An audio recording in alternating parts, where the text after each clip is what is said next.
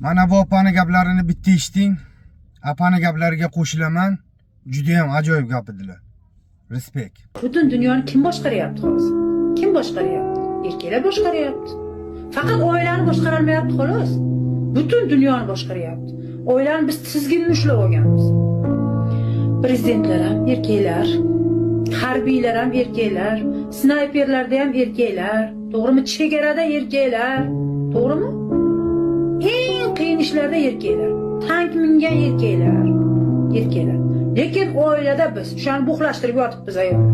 Oila eplay olmasdan erkakka topshirish kerak, orqasida turish kerak. Erkakka topshirish kerak, orqasida turish kerak, tamom. Bilmagan joyini o'rganib turish kerak, bo'ldi. Topshiring muammoni, topshiring. Hozir dadam bilib qolsa deb turib hayiqtirib qo'ymaysizmi? Hozir dadam bilib qolsa deb hayiqtirib qo'ymaysizmi? Meni ham qo'shib urishib qo'ying deb qo'ying yeringizga. Bolalaringizni eringizdan hayiqtirib olmasangiz, itdan ham hayiqtiring.